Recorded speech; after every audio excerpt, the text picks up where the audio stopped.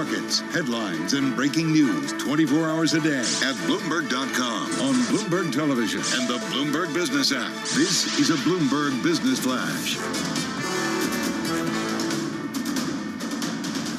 It's 2:40 on Wall Street. We do check markets all day long here at Bloomberg, and this Bloomberg Business Flash is brought to you by the Jewish Communal Fund. JCF helps you respond to crisis swiftly. Open your JCF, a donor-advised fund, now to secure your tax deduction. Visit jcfny.org or call 212-752-8277. Stocks higher across the board. S&P up 22 now. That is a gain of 0.5%. NASDAQ up 74, up 0.5%. NASDAQ 100 index, another record, up 57 points, up 0.3%. The Dow up 200 points now, up by 0.5%. 10-year yield 3.92% with a 2-year that's yielding 4.44%. Gold up 0.6%, 20.39 the ounce. And West Texas Intermediate crude oil is up 1.3%, 73.44 a barrel on WTI. Bottom line here, equities keeping pace in the afternoon session after the latest policymaker tried to rein in expectations for Federal Reserve rate cuts. Here it is Tuesday. We are still talking about last week's Fed News Conference and dovish Jay Powell. Richard Claret is a former Fed vice chair, now a professor at Columbia. Well, the chair's comments took me by surprise, he had a difficult mission because it's the last meeting of the year. It's natural to look ahead. But yes, I thought both the press conference and the FOMC statement were more dovish than I expected. And you can hear more of that conversation on the Surveillance podcast. You can download it wherever you get your podcasts. Oil prices, as I mentioned, pushing higher. West Texas Intermediate crude closing at 73.44 a barrel, up today by 1.3%. We do have oil stocks advancing as well today. ExxonMobil up 1.4%. ADRs of BP up 0.9%. Chevron right now up by 1.3%. Again, recapping, S&P up 20, up 0.4%. I'm Charlie Pellet. That is a Bloomberg Business Flash. You're listening to Bloomberg Sound On with Joe Matthew and Kaylee Lines on Bloomberg Radio.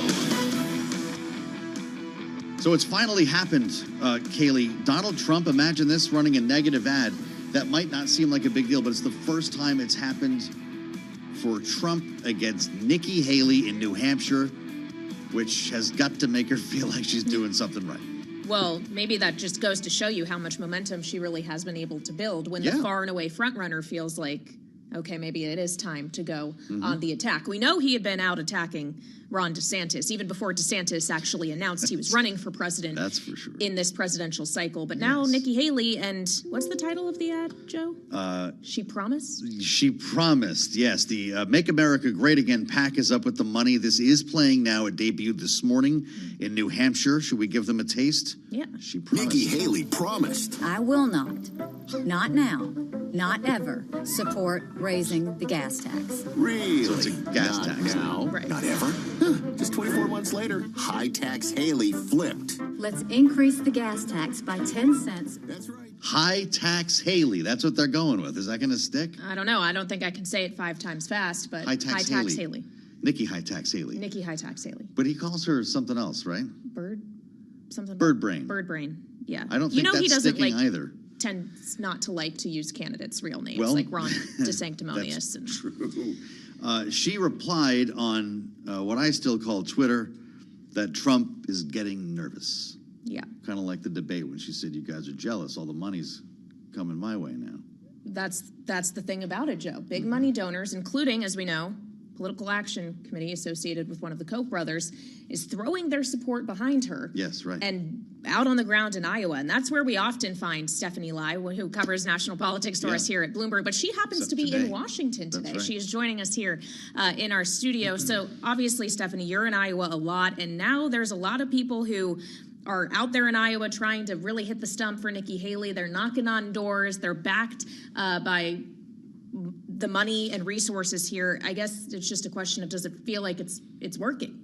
No, that's a great question. And honestly, when we went out with them to go door knocking, the resounding answer from most of these folks was, we've already made up our mind. We're not interested. We don't really care to hear what you have to, to tell us to make the case.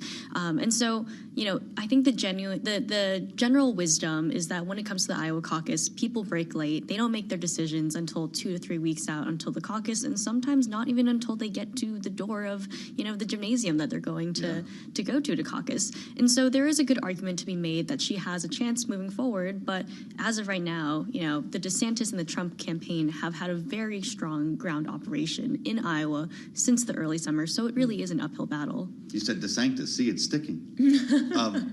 Is this limited to Iowa right now? Give us a sense of how big this ground game is. You went door to door with Tyler Rager, and I'm looking at a picture of him here with his campaign flyers. Will this go to New Hampshire as well? Certainly. So they are actually on the ground right now in a bunch of early voting states. They're not just focused on Iowa. I think they realize that, Iowa is the first state to have a contest, and so they are really focused on it, but they're also in New Hampshire, South Carolina. Okay. They're in a couple of other early voting states because this is to help bolster Nikki Haley's argument that she will be the viable alternative for Trump. And to do that, you have to make the case in all of the early voting states so that the field really just narrows down to her and Trump. So it's really not about trying to win in Iowa, because it's very unlikely that she can at this point, if all of the polling is to be believed and what they're hearing door to door is to be believed as well. So is this about making sure she comes in second? That's really what this effort is, a strong enough showing? Yeah, so from AFP Action side, they're saying that they just want her to have a strong showing. But Nikki Haley has said on the stump, in questions, she replied to voters saying that she really did want to come in second in Iowa, that is the game plan. And then to go into New Hampshire, South Carolina, get closer to Trump, and then ultimately get to a place where she can be on an equal footing with Trump. This idea of second place is interesting because it takes on different meaning in Iowa. A lot of people think in terms of primaries because that's what most of us are exposed to. But you want your candidate in some places to be considered for second when you go into a caucus, because in many cases, voters will have that opportunity to go group with someone else.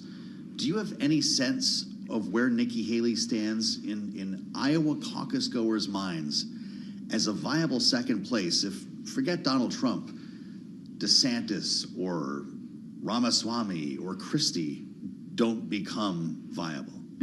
Well, at least in Iowa, the latest Des Moines Register poll has Haley at 16%, DeSantis at 19%. And so there's a margin of error between 14.4%. So she is actually within striking distance. Yeah. And there is a chance that the poll could just be slightly off, and she actually is tied with DeSantis. So that is pretty much where the campaign feels that they are at this moment. Okay, so that's the campaign side. But then obviously, when we're thinking about the money that is backing her, do we have a sense as to how much the Coke machine is willing to put behind her? How much money realistically are they going to throw at her candidacy? Have they already?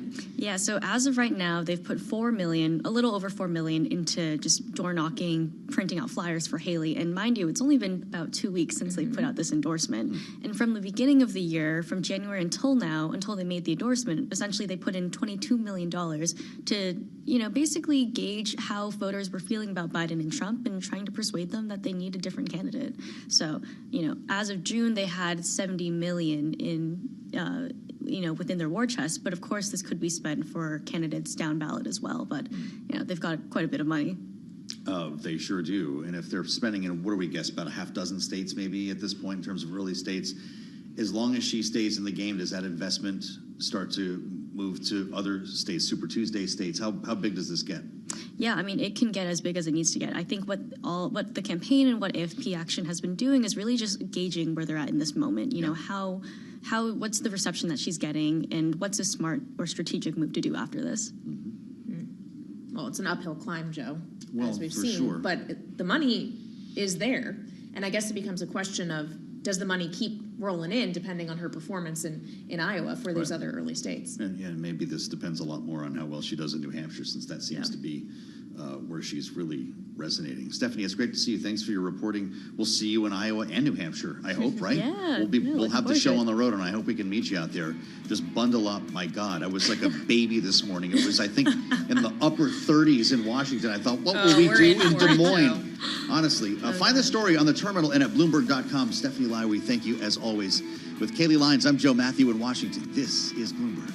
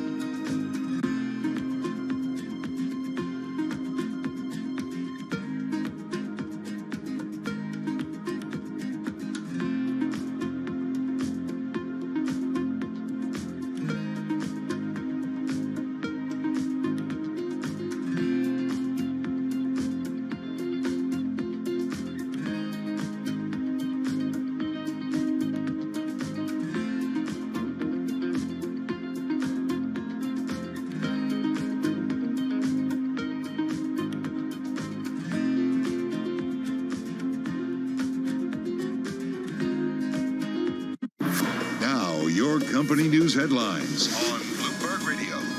From Bloomberg World Headquarters, I'm Charlie Pellet. Bank of America CEO Brian Moynihan says the bank is continuing to invest in its markets division as it seeks to increase market share. In a wide-ranging interview on Bloomberg Radio this morning, Moynihan also talked about the economic backdrop and the health of the American consumer. The reality is a 3% mortgage is an asset for people right now because it means their payments haven't moved. So that's good news. The home equity borrowings are down for us from 30 billion to 20-some billion. That means that they're not using that equity in their house, and there's more equity in their house. On the credit cards, the delinquencies are really consistent with the 19, and everybody says, well, it's back to 19. 19 was one of the best credit years in the company's history and the industry's credit history. So that's a very strong place. And you can hear more of the conversation with Brian Moynihan on the Surveillance podcast. Apple is now working on a rescue mission for its $17 billion business, the smartwatch business that includes software fixes. And with more, here's Bloomberg's Kimberly Adams. Charlie, engineers at the company are racing to make changes to algorithms on the device that measure a user's blood oxygen level, a feature that Massimo Corporation has argued infringes its patents. Sources say they're adjusting how the technology determines oxygen saturation and presents the data to customers. It's a high-stakes engineering effort unlike any Apple has undertaken before, though the iPhone maker's products have previously been barred in certain countries over legal disputes. This restriction would hit one of Apple's biggest moneymakers in its This restriction would hit one of Apple's biggest moneymakers in its home country just in time for Christmas. Charlie? Kimberly Adams reporting Apple shares up now by 0.1%. Those are our top company stories at this hour, and this is Bloomberg. You're listening to Bloomberg Sound On with Joe Matthew and Kaylee Lines on Bloomberg Radio. I have some final thoughts ahead with Kaylee on an historic day in holiday history here in Washington. First, world and national news with Scott Carr in the Bloomberg 99.1 newsroom in Washington. Hi, Scott. Thank you, Joe. Civil rights organizations have filed a lawsuit now challenging a new Texas law that would allow police to arrest migrants who cross the border illegally and permit local judges to order them to leave the country. The lawsuit's filed in federal court in Austin. It comes less than 24 hours after Republican Governor Greg Abbott signed the measure during a ceremony on the border in Brownsville. The law takes effect in March. The Texas branch of the American Civil Liberties Union and others say the law is unconstitutional and preempted by federal law. As we've been reporting, a coalition led by the U.S. will now start to defend commercial cargo ships from Iranian-backed Houthi rebels in the Red Sea. National Security Council spokesman John Kirby said today the initiative includes several countries, including the UK, Canada, France, Bahrain, and others. Ships and aircraft from multiple nations are and will continue to join the United States in conducting maritime surveillance and taking defensive action as appropriate to protect commercial ships from the threat posed by the Houthis. The Houthis have been targeting commercial vessels in protest of Israel's war with Hamas, disrupting one of the world's busiest shipping routes. The UN Security Council is meeting today as the Israel-Hamas war rages on. The council is expected to vote on whether to call for a ceasefire, a resolution that was vetoed by the U.S. earlier this month. This comes as talks around securing another hostage deal that would include a pause in fighting appear to be at a standstill, though the Biden administration remains hopeful for a breakthrough. According to human rights advocates and aid groups, the majority of Gaza's population has been displaced since the fighting started, and about half are facing starvation. In Israel, officials say 131 soldiers have been killed in that country's invasion of the region. Global news 24 hours a day and whenever you want it with Bloomberg News Now. I'm Scott Carr, and this is Bloomberg. Back to you, Joe. All right, Scott, we thank you as we mark this important date in history here in Washington. Important date when it comes to science, Kaylee, innovation, and Christmas. And Christmas spirit, yes. 65 years ago today, Dwight Eisenhower became the first voice ever beamed into space, as they say. It was the first space broadcast after they kicked this satellite, the SCORE satellite, into space. This is 1958 now. The signal communication by orbiting relay, and they used that to beam a message from the president. It was a very special message. Yeah, he could have talked about anything, I guess, but he sent a Christmas message. And if you've never heard this, it's pretty cool. This is what it sounded like 65 years ago today. This is the President of the United States speaking. Through the marvels of scientific advance, my voice is coming to you from a satellite circling in outer space. Yes. My message is a simple one. Through this unique means, I convey to you and to all mankind America's wish for peace on earth and goodwill toward men everywhere. And that was it. That's the whole message. And a great one it was. The marvels of scientific advance, Joe. Yes. These days, holiday messages from presidents come with TikTok reels and my God. Tweets or X posts right. beamed off of thousands of satellites up there in space. But I'm sure back 65 years ago, this was really, really cool to receive a message from Ike this way. And that's actually, none of that stuff you just mentioned could have happened without this. That was really the beginning of all of this, which is amazing today. Now you just do it from your phone, which, as we're reminded, has more power than the Apollo craft that went to the moon.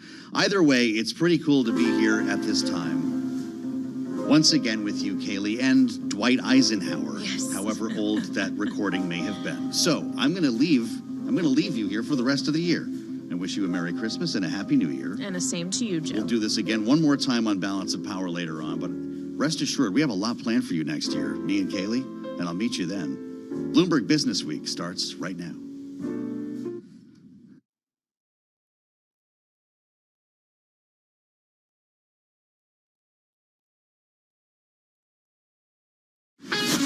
This is Bloomberg Business Week. Insight from the reporters and editors who bring you America's most trusted business magazine. Plus, global business, finance, and tech news as it happens. Bloomberg Business Week with Carol Masser and Tim Stenovec on Bloomberg Radio. Hello, hello, hello, and a good Tuesday afternoon, everyone. Live from the Bloomberg Interactive Brokers studio, streaming on YouTube and Bloomberg Originals. It is December 19th, 2023. I'm Tim Stenovec, along with my co-host, Bloomberg News cross-asset reporter Emily Grafeo, in for Carol Master this afternoon. Emily, how are you? I'm good. Yeah? You know, I'm just, I'm here. I'm relaxed. All right, for good. a good show. That's what I like to hear. Are you ready for the next 3 hours? Because we got quite a program. Yes, I'm ready. Okay, I'll give a little preview. Stocks are continuing to churn higher despite the Fed's mixed messages. Yields are moving lower after surprising housing data left traders betting that the Fed is on track for this soft landing and to start cutting rates. We've got a great roundtable in just a few minutes. We're going to get the equity side from equities reporter Bailey Lipschultz. You heard him quite a bit on the radio today already, but he's coming back with us. We'll also be joined by Chief U.S. Interest Rate Strategist Ira Jersey. Still ahead, too, there may be bad news, Emily, for bonuses on Wall Street this year. This is the most read on the Bloomberg terminal. We've got collapsing banks in 2023, a drought of deal making, we've got job cuts. Despite what the equity market is showing us, bonuses are looking a little light. Yikes. Yeah, yikes. It's hard to feel bad for that. It is. We're going to talk about that with our reporters on the story. Also, it's a high-stakes engineering effort unlike any that Apple has ever undertaken. Just days away from a U.S. ban on its smartwatches, Apple is scrambling to tweak its software. Mark Gurman is going to join us to give us in the latest. Also, one of the most read stories today on the Bloomberg terminal about the Citigroup lawsuit that raises the Me Too claims at a Wall Street top level. And in the magazine, we take a visit inside the Sam Altman-backed secret longevity lab that has a simple but audacious goal. Add 10 years to your life, and those years are going to be good years, according to this startup. We're also going to hear from Bank of America Chairman and CEO Brian Moynihan. We got a Bloomberg exclusive with David Weston coming a little bit later in our program. And Emily, it's still earnings season. What's going on here? It never ends. The week before Christmas, and we still got companies reporting earnings. We have a very Christmas-centric company, though, reporting earnings. Yeah, right, that's Tim? true. Yeah, it's Santa Claus's best way to actually get gifts to people. Exactly. UPS and FedEx, of course, we're talking about. FedEx reporting after the bell. We're going to check in with Lee Klasko over at Bloomberg Intelligence right after those earnings cross. In addition to that, we're going to be joined in just a couple of minutes by our TV friends, Katie Greifeld and Romaine Bostick.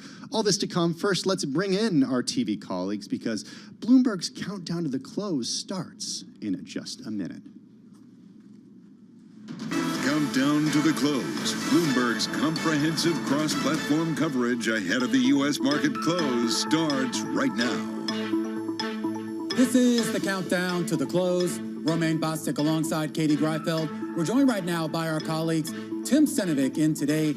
Carol Master still on vacation. And who else we got there? Emily Grafeo joining Tim today. You never know until the screen comes up. I never right? know. It's Yeah, I mean, you know, they like to surprise me every day. They actually just leave the prompter blank, and I just try to guess who's going to be there. It's all But anyway, ad-lib. a hearty welcome to our You guys get a audiences across teleprompter? all of our Bloomberg platforms. They spare no expense here on Bloomberg Television. Tim Stenovec. I know you folks in the radio studio. What do you guys do? It's all over up here. I'm pointing Do in you my even head get right now. microphones or what? We got microphones. Oh, you can see the microphones. Yeah, let me tell you. we got microphones. They're We very got earpieces. We got a great crew too. Can't forget that. Glasses. Hey, You're not alone today. Speaking which of I'm glad to say. speaking of sparing no expense, have you guys done your holiday shopping yet? No. No, Katie, really? No. None We've of it? got days. Okay, Romaine. Romaine. Yes. Yeah, I'm done. Okay. Romaine definitely did it in like July. Yeah, I get those he's vibes. kind of on top of those things. Point taken. Well, I don't know if either of you are in the market for buying toys right now, but we talk a lot about deflation and disinflation, more about disinflation than deflation, actually. But we're actually seeing some deflation when it comes to the price of toys this holiday season. There's kind of a mixture of things happening right now. We're out of the pandemic surge of people staying at home with their kids and being flush with cash thanks to stimulus. So they're not buying as many toys. And as a result, we're actually seeing discounting Also, the supply chains aren't snarled anymore. So, why are you laughing, Roman? I'm laughing because obviously you picked this story because you've got two small kids. Exactly. I think Emily, Katie, and I are just sitting here like, Very cool. Poor Emily's been like nice. studying this story because, she has no idea what the kids want these days. Yeah, I remember Mattel. That's I a remember nice Hasbro. Oh, that's a small car. We're actually seeing price declines when it comes to toys. We've been, documented. Oh, look at that skeleton. So far this year. That's scary. I don't want that one. The challenges like a that flashback to my Hasbro and Mattel childhood have faced when it comes to layoffs and Just gonna stomp her reorganizations, 4x4 but in there and I'm good. it's kind of at the end of the day the benefit Can he of hear the me or consumer. I can. Oh, okay. I can't hear you. But I have this to is turn a story, though, my that, earpiece up. well, you remember Hasbro just Yeah. a couple of weeks ago with those layoffs. This is a real problem, of course, for these actual toy companies, but great for the consumer, to your point. It's great for the consumer that hasn't done their Christmas shopping yet because Mattel and Hasbro are slashing prices and the toy promotion discounts are expected to peak at 35% according to Adobe Analytics. So Before Christmas? I mean, it's the 19th. yeah, Katie hasn't done her get shopping in that yet, last so- minute shopping. Maybe it was worth it to wait. Well, I'm shopping on Amazon, I have to say, because the shipping is reliable. But if you're shopping on Amazon, be careful when it comes to the reviews. There's a really interesting story on the terminal about the AI product reviews are seen exaggerating negative feedback. I haven't actually seen this. Emily, you and I were chatting about it a little bit earlier at our desk, but apparently Amazon is using AI to convert all of the reviews into brief summaries that are just a few sentences. But the problem is that those summaries that are produced aren't exactly perfect, and they, in some cases, get the actual description of the product wrong, and the negative feedback in the reviews often is exaggerated. So, first of all, kudos to the Bloomberg team that reported on this. This was fantastic reporting, but I couldn't help but think, I mean, who's still paying attention to these reviews? I thought we all knew they were either fake or at least completely lopsided. I read the reviews. Are you kidding me? I never read reviews. I absolutely read the reviews. I trust quantity of reviews. If I see it has 1 billion 5-star ratings, I'm probably going to trust it. I think it depends on the type I just look of for one 5-star product rating, that you're. and then I know. For me, it depends on the type of was it. product that I'm actually buying. I mean, when I kind of know what I'm going to buy when I go to Amazon, and I just go and I order. You don't So- browse? No, I don't browse. I don't necessarily shop. But there was some funny Sounds examples joyless. in this story that our own Spencer Soper wrote. The tennis balls, the Penn tennis balls, the best-selling tennis balls on Amazon. There were complaints that they smelled. Oh. Like smelled like what? Tennis? Tennis balls. Plastic? And tennis balls have a distinct odor. What about the bounce? Can the AI pick up That's- the smell? Of No, the but tennis balls? they comb the complaints there, and people, some reviewers have complained about smelly tennis balls or the odor of these tennis balls. Just soak them in the bathtub. That'll solve the problem. That's how you ruin a good set of tennis balls. Exactly. That's the problem. Hey, if you hit them real fast, you don't really smell them. that is true. Maybe people aren't playing as well as they should be. Guys, we got to go, but I guess Give I my know best that to Carol. She looks Katie great needs today. Katie needs to actually go and do some Yeah, I'm a holiday little shopping. busy. I'm booked. Okay, hey, don't go anywhere because we'll be back again together live on TV, radio, and YouTube on Bloomberg Originals at 4 p.m. for Beyond the Bell when we take you through today's market close.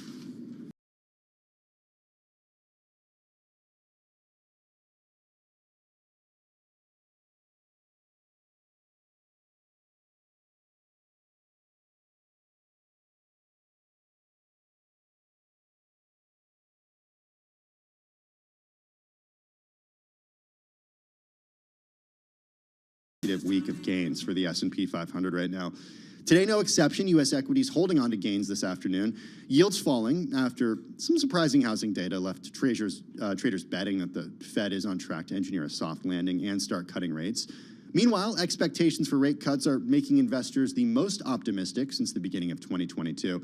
That's according to a Bank of America survey that came out earlier today. Still, we have the steady drumbeat of Fed officials coming out and saying, wait a second, we could be getting ahead of ourselves here, at least investors could be. Today was Chicago Fed President Austin Goolsbee and Cleveland Fed's Loretta Mester suggesting yesterday that the expectations were premature. Hey, we've got a great roundtable to help us make sense of everything. Bailey Lipschultz is equities reporter for Bloomberg News. He joins us here in the Bloomberg Interactive Broker studio. Ira Jersey is chief U.S. interest rate strategist for Bloomberg Intelligence. He joins us on Zoom from New Jersey. Hey, Bailey, I want to start with you because I'm looking at the equity market right now. The S&P up 0.4%, the Dow up 0.5 percentage point, the NASDAQ up 0.4%. I mean, we're close to record close for the S&P 500 right now.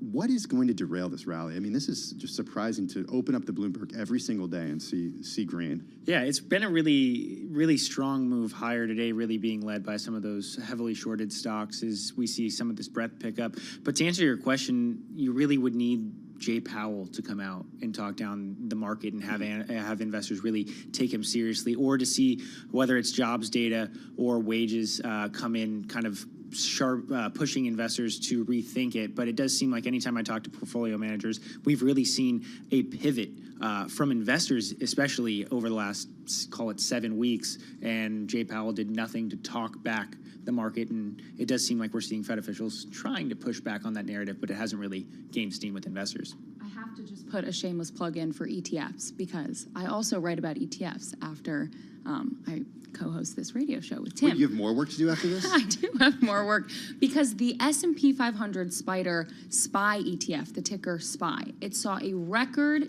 inflow yesterday. $20 billion. Yesterday?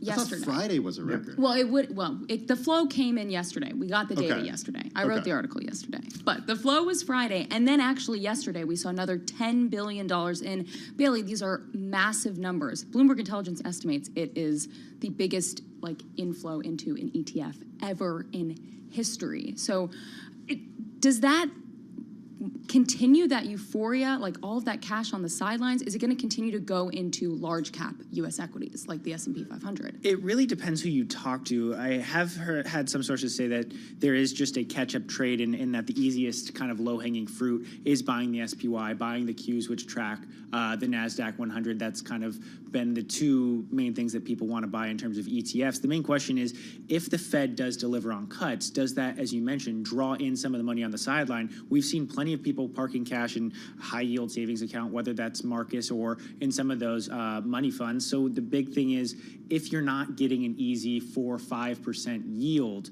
what are you going to do? And the logical thing that the likes of Warren Buffett kind of pound the table, put it in an index tracking fund, put it in something like the SPY. If you're a little more risk tolerant, maybe the Qs, and want some of those growthy stocks, that does seem to be what could play out over the coming months. Okay, you said yield, so I got to go to Ira Jersey, Chief U.S. Interest Rate Strategist for Bloomberg Intelligence. He's joining us on a Zoom from New Jersey. Ira, the bond market today, the moves that we're seeing there, much more muted than the moves that we're seeing in the equity market. How are you looking at today's moves when it comes to rates? Yeah, really, we've been in consolidation mode the last couple of days, actually, after that massive rally on the back of Jay Powell's relatively dovish comments last week. I think the risk to most markets here is that we have gotten a bit ahead of ourselves, and I'm not only saying that because members of the Federal Reserve are starting to, kind of say maybe the market's, pricing for cuts that aren't going to come.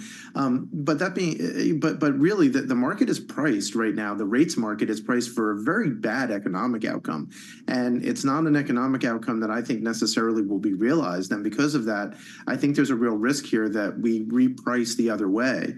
And the market is, it's being very fickle this year, where we've priced in and out 3 recessions this year, and then we've also priced 2 hard, no landing scenarios throughout the year. So it's very possible that we can wind up going from pricing for 6 rate cuts next year, which I think is what the equities are kind of holding their hat on right now, and going and maybe what happens if we only price in for 3, right? So you wind up probably getting somewhat of a reevaluation and maybe a little sell-off in treasury yields as well, although I don't think 10-year yields are going to 5% again, but you can maybe see 10-year yields go back up to 4.25%, for example, and then people wind up reassessing their valuation metrics and that denominator on all of their models. So Ira, does that mean that the risk reward for a soft landing right now actually isn't that attractive? If the market is prepared for 6 rate cuts, say we were getting a soft landing and there were only 3, wouldn't that not be very good for people who've bought bonds in the last week or so? Well, Yeah, if you bought like right after Jay Powell spoke last week, I think people who were long before that wouldn't care one way or the other. In the soft landing scenario, what 10-year yields are priced for. So our fair value model shows that 10-year yield should be right around 4%. So we're quite close to that, within a couple of basis points. But there's still some yield in bonds, right? It's something that we haven't really kind of, I think, gotten our collective psyches around, the fact that we've had basically ultra low yields for a very long period of time, where there was no coupon, no extra interest in order to make up for any price volatility. So, at this point, if you think about buying a 10-year bond today, then you're break even. So the amount that the yields would have to go up for you to start losing money on a mark-to-market basis would over the next year would be 50 basis points. So if you think that 10-year treasury yield is going to be below 4.5%, then you're not going to necessarily lose money. You might not make any money, right? Certainly, if bond sold off 50 basis points, you probably wouldn't be making a lot of money. But at the same time, your risk reward is much different today than it was, say, when interest rates moved 10 basis points and you started to lose money, like when 10-year yields were at 1% a couple of years ago. Yeah, and they were, gosh, that was such a different time. I mean, Bailey, I know you recently bought a house. I've heard you talk about it, and you got a mortgage. 7 1/8, man. 7 Not 1/8, what yeah. it was during the pandemic. Hey, you can always refinance. That's what my realtor tells me. Yeah, sure. Realtors are so they're always so optimistic about the way that the 10 years is going to go. Yeah, so interesting. They don't really care about that. My first mortgage was 7% back in the 90s. To me, this is like, okay, normal interest rates, right? That's so funny that was your first one, Ira, and that was seen for so long over the last 15 years as such an anomaly, and today it's like back to normal. Hey, I have a question for both of you guys here, but from different perspectives. Bailey, I want to start with you. Does it seem like the equity investors are ignoring Fed speakers? Yes. Okay. Simply put, I would say that and that's been the case, really pushing back against Powell for quite some time. Ira, does it seem like bond investors are ignoring Fed speakers? Well, they didn't ignore the summary of economic projections or Jay Powell on Wednesday for sure, and I don't think equity markets did either. But since then, yes, I agree with the idea that people aren't really, they haven't, the jawboning that's happened since then. So you had Williams and Mester and Gosling, like a whole bunch of Fed speakers now have basically said, so I've been describing this as an if-then statement, right? They've all been saying, if inflation continues to fall, we will then cut rates. But the other side of that if statement is, if inflation doesn't fall very quickly, we're not going to be cutting rates. And the market is basically only taking those comments about cutting and ignoring the comments that these speakers are making about being on hold, which is actually what most of them have said. Like, look, we're done hiking, so the next move is going to be a cut. It's a matter of when and how fast the move's going to be. Hey, Bailey, I want to give you the last 20 seconds here. Give me an idea of any catalyst that we could see between now and the end of the year. We have some economic data on the calendar that could be a driver. I think the big thing is once you get into that low volume Santa Claus rally time frame, talking Friday and then the 4 trading days between Christmas and New Year's Eve, that's when you can see some pretty sharp moves to the up and down side as people cover shorts and put money to work. Maybe FedEx earnings after the Bell, Nike earnings later this week? I think that'll be worth watching. Okay, worth watching. You heard it here. Hey, big thank you to Bailey Lipschultz, equities reporter for Bloomberg News here in our Interactive Broker studio. Ira Jersey, Chief U.S. Interest Rate Strategist for Bloomberg Intelligence. A big thank you to him as well.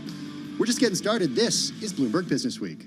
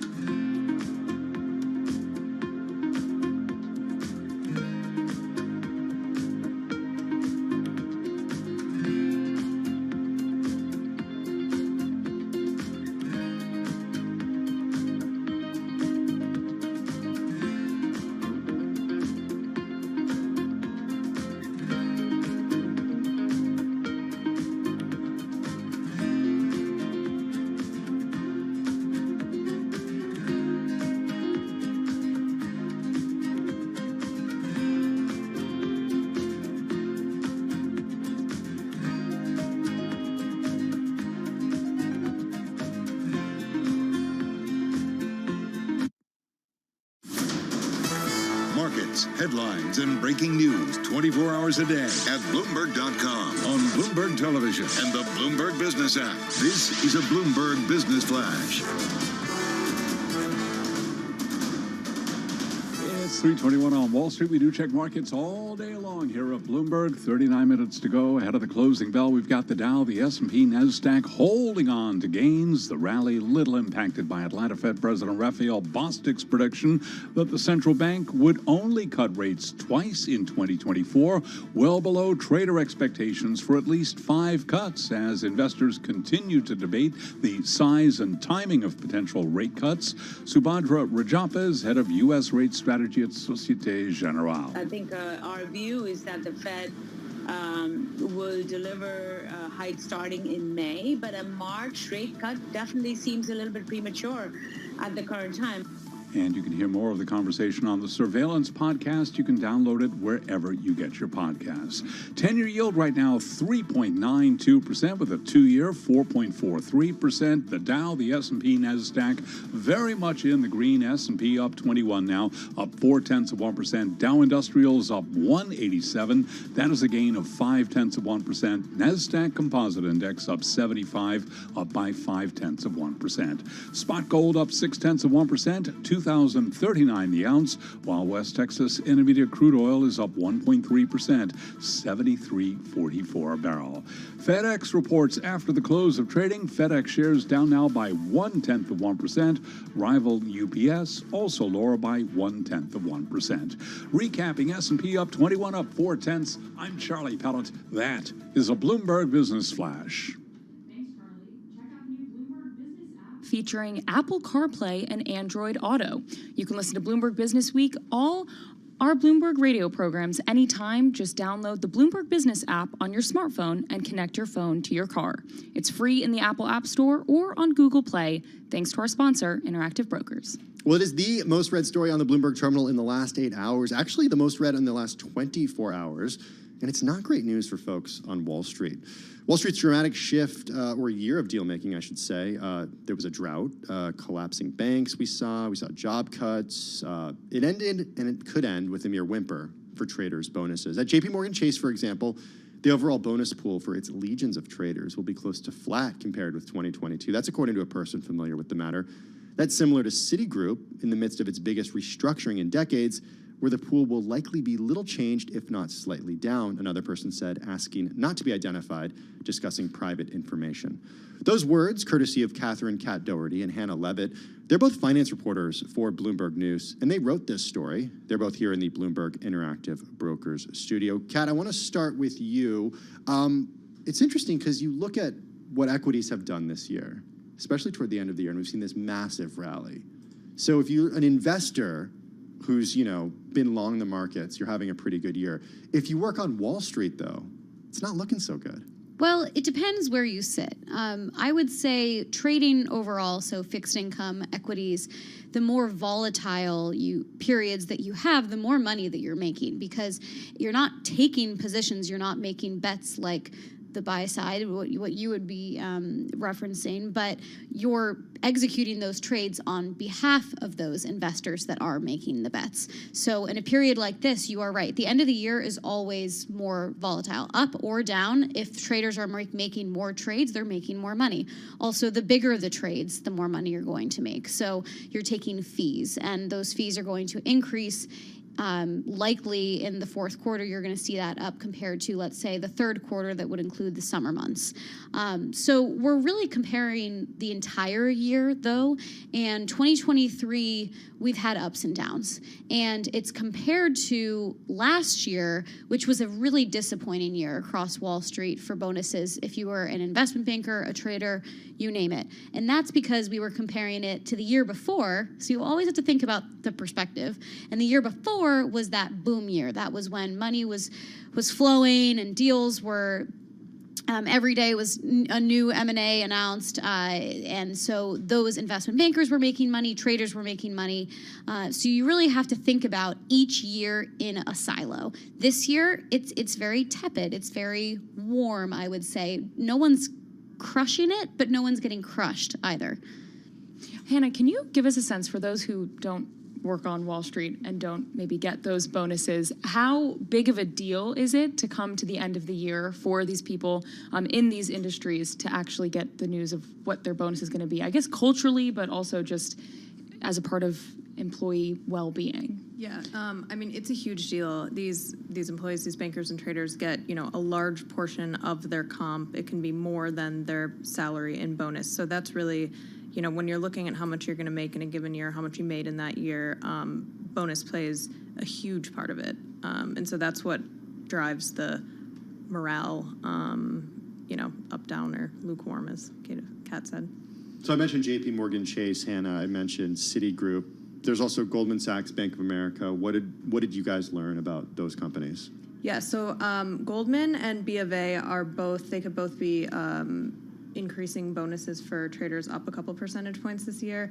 And, to dig into those, you get a sense for the story at each of those firms. So B of A has made some gains this year in market share compared to peers in trading. And so that will likely be reflected there. And then Goldman last year, they had this really expensive foray into consumer banking that they then, have pulled back from. And so traders were hit especially hard last year, as they were dealing with the expense of that. So there's some room to grow for Goldman as well.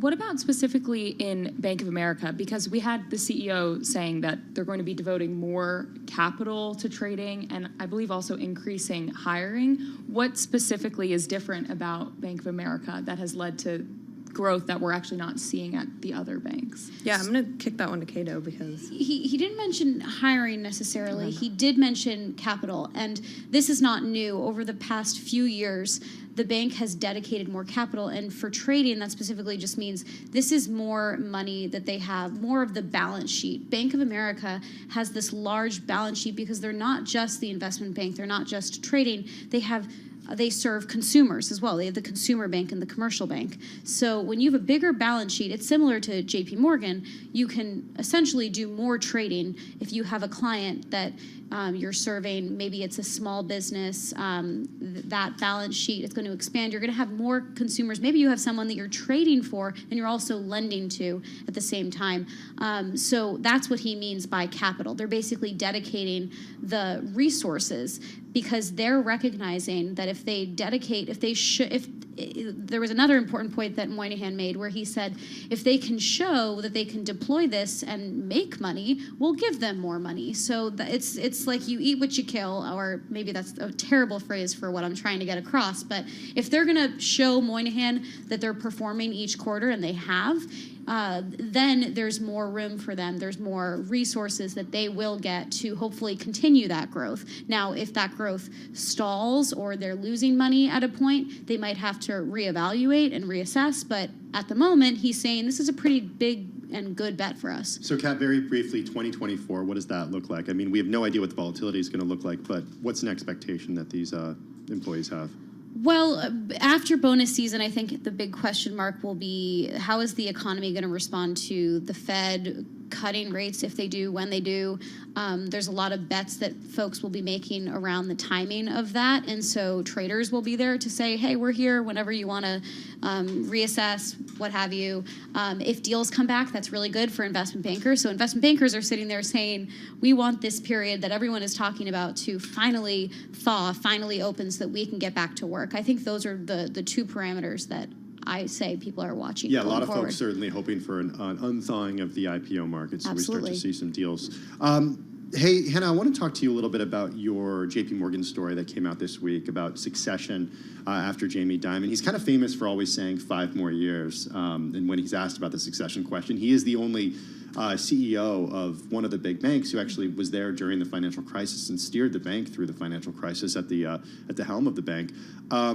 Who's in line for succession, and what are you learning? Yeah, so that's a great question. So Jamie Dimon, has been in his role longer than any of the other major Wall Street CEOs, and he's rounding out his 18th year at the top. He's really, built JP Morgan into what it is today. And he has long joked 5 more years, no matter when he's asked. And that got, a little more serious in 2021 when he was given, a special incentive to stay until at least 2026. And around the same time they had their biggest management shuffle, in years, that really added some clarity to the succession picture there. So you have Daniel Pinto, who's the sole president of the firm, and they've made it really clear that he's, there in case of an emergency or some sort of accelerated handoff. He already served as, co-head of the firm on an interim basis when Jamie had a health issue in 2020. And so he's there, he's president of the firm. And then the two people that were really thrown into the spotlight in a new way in 2021 were Marianne Lake and Jen Piepzak, and they co-lead the consumer, the massive consumer arm together. And those are the two that, people would really consider to be the front runners. Although as time passes, this JP Morgan succession question has been going on longer than, I've been on the beat, longer than I've been at Bloomberg. It's a forever question so far, and so we've seen this before where people come in and people make their way off of that list for some reason. And he certainly doesn't seem to be slowing down at all when you see his interviews or when you see the way that he's in front of Congress. Totally. Yeah. So we'll have to wait and see. Great reporting from both of you. Among the most read on the Bloomberg terminal yesterday is a story by Hannah Levitt. Diamond's heir at JP Morgan, still hazy as 5 more years tick by. And then, of course, also check out the most read story on the Bloomberg terminal. Wall Street's bosses plan tepid bonuses for traders. Once again, a big thank you to Kat Doherty and Hannah Levitt. Hey, let's get a check on the latest world and national news. Scott Carr is in the Bloomberg 99.1 newsroom in Washington, D.C. Hey, Scott. Good afternoon. The UN Security Council is expected to vote today on whether to call for a ceasefire in the Israel-Hamas war. And the vote coming as talks around securing another hostage deal that would include a pause in fighting appear to be at a standstill, though the Biden administration says it remains hopeful. Human rights advocates in the region say the majority of Gaza's population has been displaced since the fighting started. The Colorado Supreme Court's expected to issue a ruling today on the case about whether former President Trump should be allowed to appear on the state's 2024 ballot. The court heard arguments earlier this month on whether or not Trump's behavior after the 2020 presidential election would qualify him as insurrectionist under the 14th Amendment's insurrectionist ban. A lower court judge did rule last month it did not apply to him, despite the court's statements that Trump did engage in an insurrection when rioters attacked the U.S. Capitol in January of 2021. The White House is slamming the governor of Texas over a bill making illegal immigration a state crime. Press Secretary Karine Jean-Pierre says the law dehumanizes immigrants. She says the Justice Department will soon decide whether the agency will file a lawsuit against Texas. Look, this is an extreme law that will not and does not make the communities in Texas safer. It just doesn't. Civil rights organizations have filed a lawsuit challenging the law that would allow Texas police to arrest migrants who cross the border illegally and permit local judges to order them to leave the country. And officials say thousands in Connecticut are still without power and could be for several more days after a storm moved through parts of the state Sunday night into yesterday. Global news 24 hours a day and when you want it with Bloomberg News Now. I'm Scott Carr, and this is Bloomberg.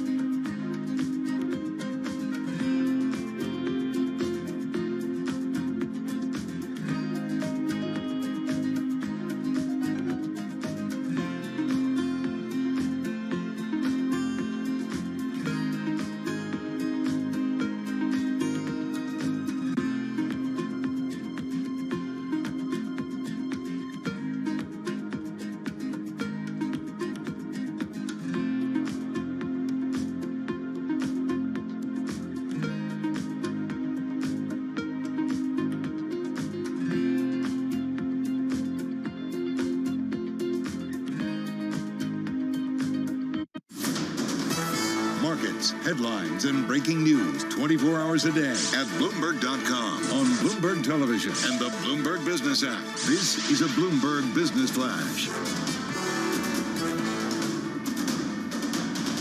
Yeah, it's 3:40 on Wall Street. We do check markets all day long here at Bloomberg. 37,501 right now on the Dow Jones Industrial Average. We got a record for the NASDAQ 100 index, a green day. The Dow, the S&P, and NASDAQ all pushing higher. Let us head right over to the first word breaking news desk for today's afternoon call. Here he is, Bill Maloney. And good afternoon, Charlie. That's right. U.S. stocks trading in the green today, with the Dow currently up 201 points. S&Ps are higher by 23, while the NASDAQ is up by 82. The U.S. 10-year yield at 3.93%. Gold is up 12. Oil is also climbing, but Bitcoin is lower by 0.9%. Among the main 11 S&P sectors, leaders were energy and the materials, and leaders to the upside in the Dow, Walgreens and Caterpillar, while UNH and IBM led to the downside. In other news, CureVac fell 30% amid a patent court setback. And wrapping things up, FedEx reports after the bell. Live from the first breaking news desk, I'm Bill Maloney. Charlie? Hey, we thank you very much, Bill Maloney, to hear live breaking news over your Bloomberg type squawk, SQUA, on your Bloomberg terminal. I'm Charlie Pellet. That is a Bloomberg Business Flash. I'm driving in my car. I turn on the radio. How about you let me drive? Oh, no. Who's gonna drive you home? Honey, please, I'll do the driving. Drive on. Excuse me, I want to drive. It's the question that drives us. This is the Drive to the Close. That funky music will drive us till the dawn. On Bloomberg Radio. Well, it's hard to believe it's that time already. We got about 18 minutes to the close of U.S. trading on this Tuesday afternoon. The S&P 500 seeing a little bit of buying into the close, up 0.5 percentage point, with the Dow up 0.6%, while the NASDAQ up just about 0.6%. Very pleased to have with us this afternoon Abigail Doolittle in our Bloomberg Interactive Brokers studio. Abigail, of course, is markets reporter for Bloomberg News. Good to have you with us, Abigail. Good to be here. Thank you. I just don't know what to make of this rally, I'll be honest. I look at the charting on the Bloomberg terminal. I do the most basic of charts because that's how I am. We're up more than 15% from late October. Yeah, the Russell 2000's up more than 20%, basically in a bull market, but within a range. And it's pretty astonishing to me, too. Now, the technicals, I was just talking about this on Options Insight on the close on Bloomberg Television. The technicals back in October, they suggested you could go either way. There were some signals that were going to go higher. But when you have Fed Chair Jay Powell at that time, and even as recently as almost 2 weeks ago, very adamantly sticking with a more hawkish higher for longer, it didn't support the idea that these ranges would break out to the upside, that resistance would be overcome. It supported the idea that stocks were going to go back down into the range. Well, lo and behold, Powell has changed his mind. We now have the Powell pivot, the Powell party, however you want to talk about it. Powell punch bowl is back. The Powell punch bowl is back. I like that. I had not heard that one. And a punch bowl it is, because the dot plot points to 3 cuts next year. Traders are now cutting in or pricing in 6. There's a disconnect here. There's often, I should say, always is a dangerous word to use, but there's often, more times than not, especially over the last 2 years, a disconnect between the Fed and markets. And, you know, the NASDAQ 100 is leading this rally, so it has overtaken its high of 2022. However, it's hitting up on long-term resistance. The NASDAQ 100 is the index to watch, because I would be surprised if the S&P 500 doesn't soon follow and also make an all-time high. Maybe the Russell 2000 might be lagging a little bit too much, but watch that NASDAQ 100. This is just incredible because we're nearing the end of the year, and I'm thinking about how in the beginning of this year, nearly every strategist was bearish. I think it was something like the first year in over a decade that the average S&P 500 price target from the sell side was actually projecting a negative.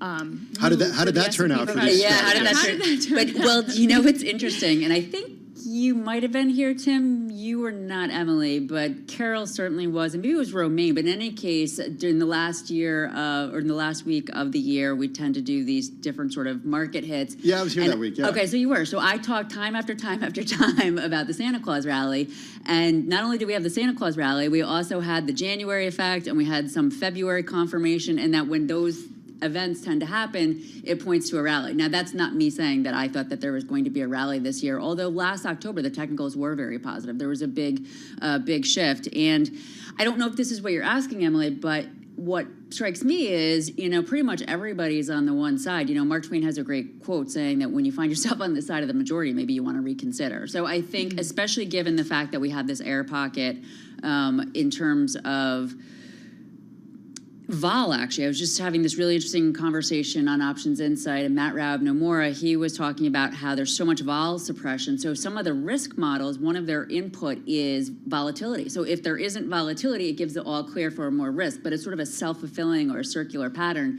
which can really create, he was saying this, the rubber band just gets stretched too far. Will that happen in January? We, of course, have earnings season coming up.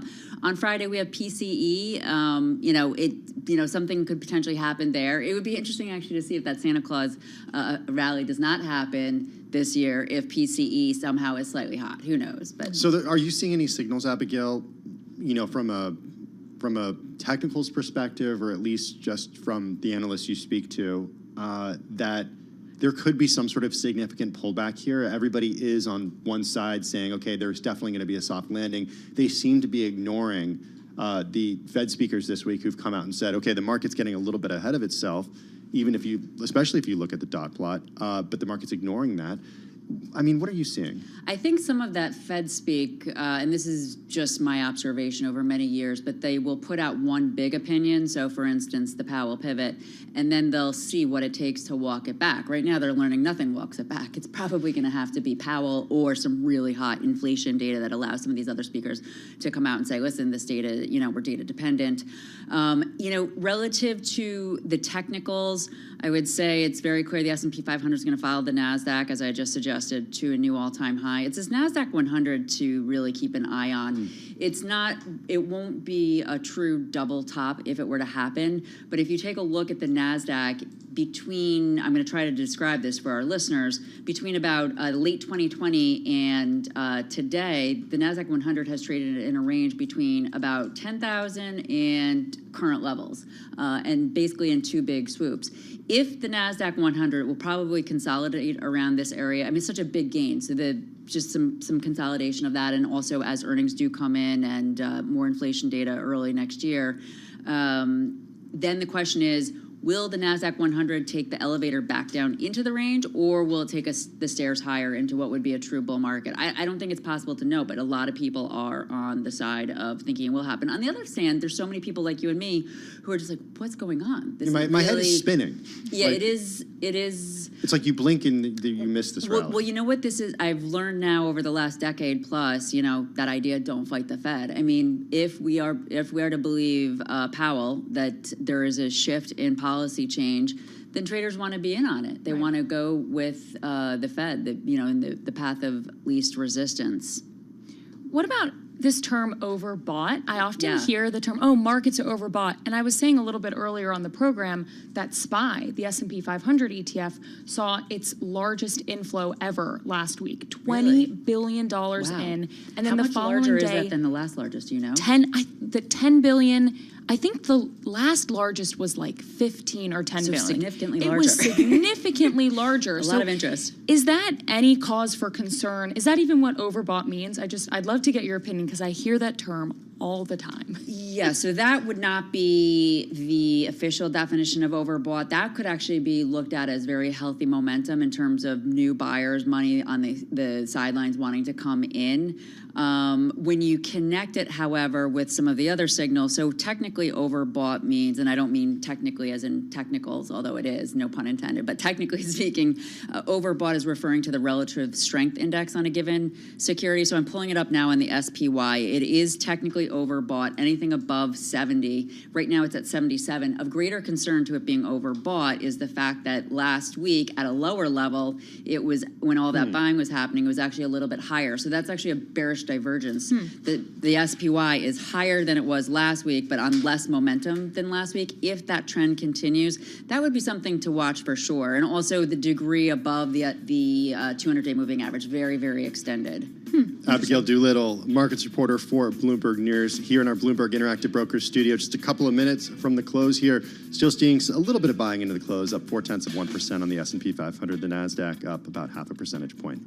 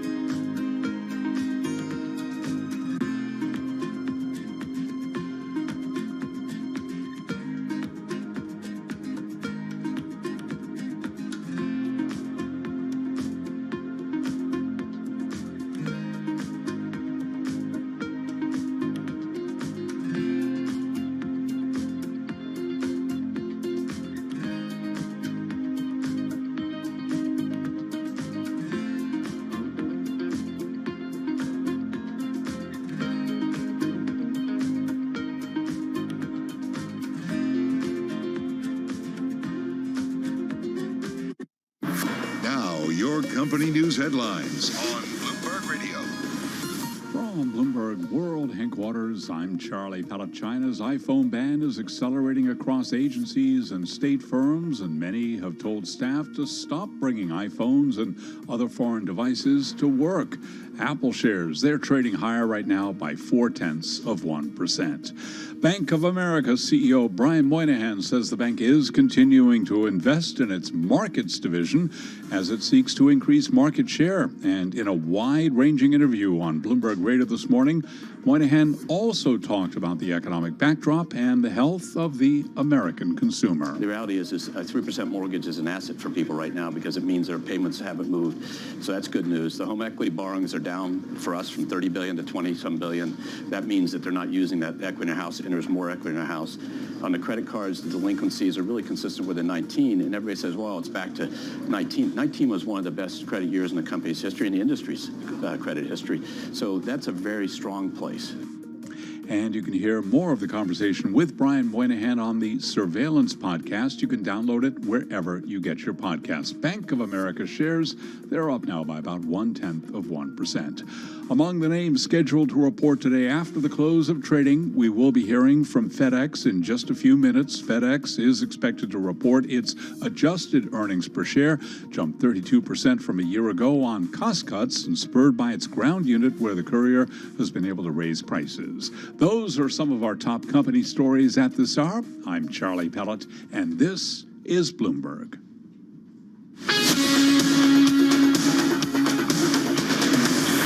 This is Bloomberg Business Week with Carol Messer and Tim Stenovec on Bloomberg Radio. It's Bloomberg Business Week. Tim Stenovec and Emily Grafeo in for Carol Messer this afternoon. Emily, I wanted to bring our listeners and viewers' attention to a story that is among the most read on the Bloomberg terminal, and it actually is kind of close to you because you're from this area of Connecticut that it centers around. That's right, yeah. The story is by Bloomberg's Ella Saron, and it's about how you hear the town Greenwich, Connecticut, and you think hedge funds, you think waterside palaces. I think there's a quote in here about people think that the streets are paved with gold. It's Greenwich. It's Greenwich, exactly. Don't stop and get gas there. I've learned the hard way, okay? Right, It's an Saks, expensive place to get gas. Hermes, but there's another story. It's a very large town, and I'm from there, so I know there's not just those hedge fund managers in the town, and just like a lot of parts of America, there's actually a pretty large amount of income inequality and hunger. The title of the Bloomberg article is "Greenwich's Hedge Fund Glamour Hides a Troubling Hunger Problem." Yeah, the numbers are pretty startling in this story, Emily. So nationwide, food insecurity rose in 2022 for the first time in a decade. As savings dwindled among the poorest and grocery prices continued to rise this year, about 28 million adults had sometimes or not often enough to eat in the past week. That's according to recent household surveys. This jump was even more pronounced in Connecticut, and the latest data from the state food bank, Connecticut Food Shares, shows the problem has actually worsened in Greenwich. Right, and it's not what you think. We had Representative Jim Himes speaking for the article, and he said, the world thinks of Greenwich as a place where the roads are paved in gold, but it's not so. The story then goes on to talk about a few residents who are living in poverty and are hungry, and talking about how there's a community that has somewhat come together to try and help each other out. And one of the persons interviewed was talking about how she has found a community, and that's why she stayed in Greenwich, despite the fact that the prices are rising, especially as inflation worsens. Yeah, because one criticism that people have, and they've said to her, is, you could actually move somewhere that's less expensive, but then her commute would be longer. And then also, she said she's staying for the public schools, which are some of the country's best. I encourage everybody to check out this story. It's definitely not one that you associate with Greenwich, Connecticut, but a really important one nonetheless. Check it out on the Bloomberg terminal. Stay tuned because Bloomberg's Beyond the Bell starts right now.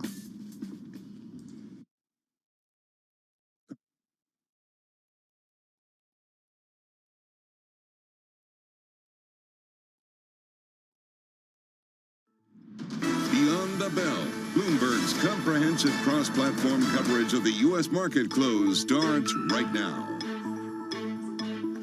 And right now, we are 2 minutes away from the end of the trading day. Romaine Bostic alongside Scarlett Fu. We're counting you down to the closing bell, and here to help take us beyond the bell. It's a global simulcast with our friends Tim Stenovec and Emily Grafeo. Emily filling in today for Carol Messer. Welcome to our audiences across our Bloomberg platforms, television, radio, and our partnership with YouTube here on a day where that rally, Tim Stenovec, in U.S. equity markets continues anew. Yeah, I feel like a broken record here. I mean, over the last 7+ weeks, we've seen consecutive gains for the S&P 500. If you go back to October 27th, Emily, kind of the bottom of, not of this year by any means, but the bottom over the last couple of months, the S&P 500 is up more than 15% since then. That's a huge rally in a really, really short amount of time. Yeah, and it's interesting to see, even though yields aren't moving down that much, they're pretty much flat today. It hasn't stopped the equity market from rallying. And even those parts of the market that were perhaps more unloved earlier in the year, the Russell 2000 up almost 2% today, Scarlett. Yeah, and it's notable, too, that with the Russell outperforming, volume in the Russell 2000 is up 9% from the 20-day average, while volume in the S&P is down 15% from the 20-day average for today. Yeah, absolutely here. And obviously we know heading into these, what is effectively the last week and a half of trading here on the year, volume tends to start to taper off a little bit. So take the price action with a grain of salt. But nevertheless, the rally that's unfolded here over the last 2 months, at least for right now, appears to have some degree of staying power. We are getting the closing bells here in New York on this Tuesday afternoon. Let's walk you through the numbers as we wait for them to settle. Of course, as Scarlett pointed out a little bit earlier, we are on watch for a record high on the S&P 500. Not there today, but 4768 and change is where we're going to close at today here. So just what, if I do my math right, we're about 25, 30 points away from that all-time high here, up about 0.6% here on the day. The Dow Jones Industrial Average also at record levels, up about 256 points or 0.7%, while the NASDAQ Composite closing at that 15,000 mark, up on the day by about 98 points or 0.7%. But let's talk about the star of the show here. For a fourth straight week here, it looks like the Russell 2000 is setting up to outpace the rest of the broader market. A 2% gain here on the day. Of course, that best both the NASDAQ, the S&P, as well as some of the other major indices here as people rotate, guys, into some of those small cap and cyclical names. And even if you look at the S&P 500, you see that it was roughly a 4-to-1 ratio for stocks that moved higher in the S&P 500 today. 399 advancing, 101 moving lower.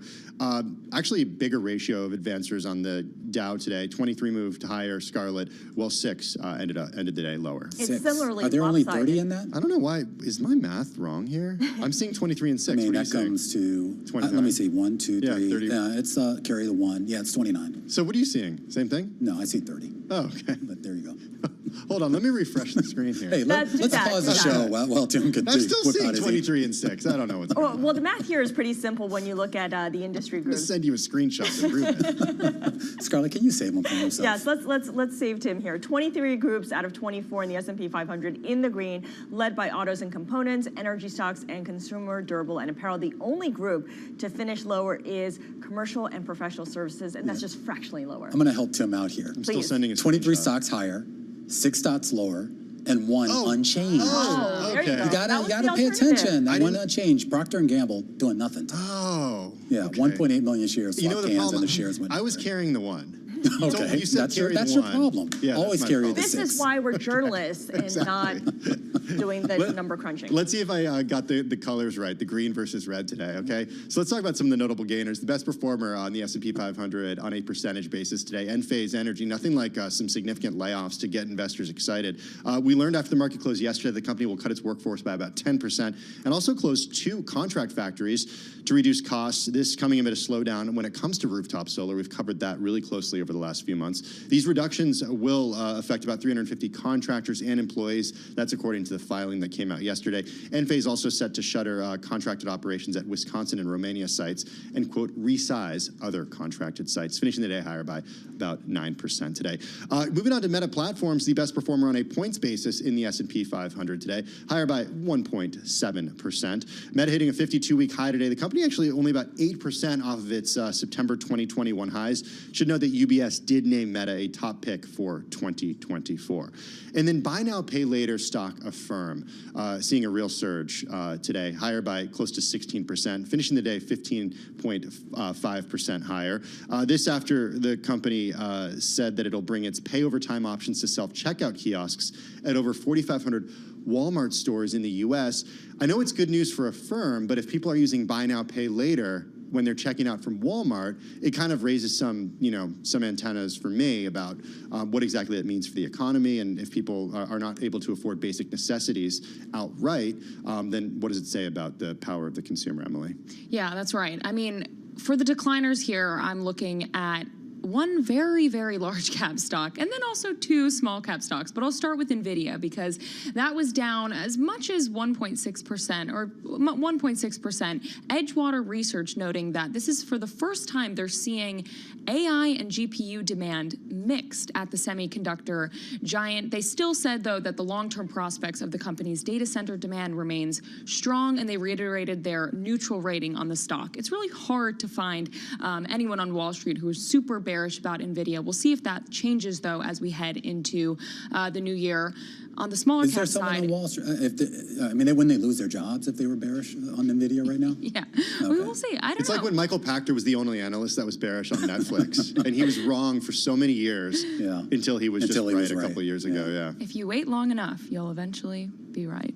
Isn't that how it works? Yeah, broken clock. CureVac also dropping a big loss today. Actually, not their worst on record. This was the worst decline since 2021 when they fell 50%. Today, falling as much as 41%. Germany's patent court ruled that the company can no longer rely on its mRNA technology patent in its litigations against competitors in German courts. That was a large decliner on the day. And I'm also looking at Unicor tumbling 15%. They gave a disappointing interim data update from early stage trials of their AMT-130 gene therapy. A lot of biotech stocks. Mizuho downgrading that stock. Their price target was 52.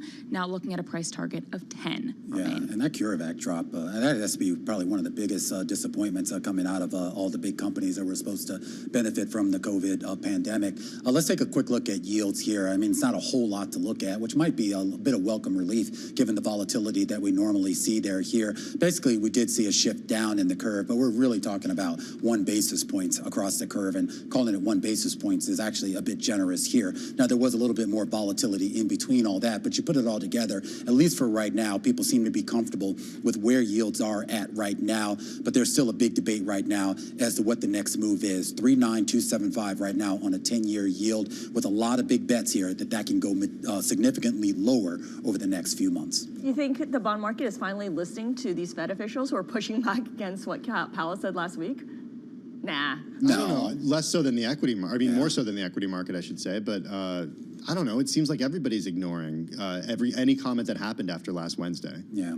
All right. Well, we are in the midst of earnings season. We are getting results crossing the wire right now on FedEx. A knee-jerk reaction in the stock market, pushing the shares down here in after-hours trading as the company reported fiscal second quarter numbers that actually did meet analyst estimates here. Revenue coming in at $22.2 billion. The street was looking for 22.4, so a slight miss here, but we're only talking about a few million here and there. Operating income coming in a little bit light as well, 1.42 billion versus a street estimate on average of 1.49 billion. But the company is standing by its full year forecast, saying that it expects to see adjusted EPS in that range of $17 to $18.50. That was the range that it had given prior to today, and the street was looking for $18.22. So still holding out hope here for the street that they will get those numbers. FedEx also saying that it expects to add to its buyback program and added $1 billion of buybacks during fiscal 2024. And here might be why the stock is moving lower in after-hours trading. Adjusted operating margin, 6.4%. Analysts were looking for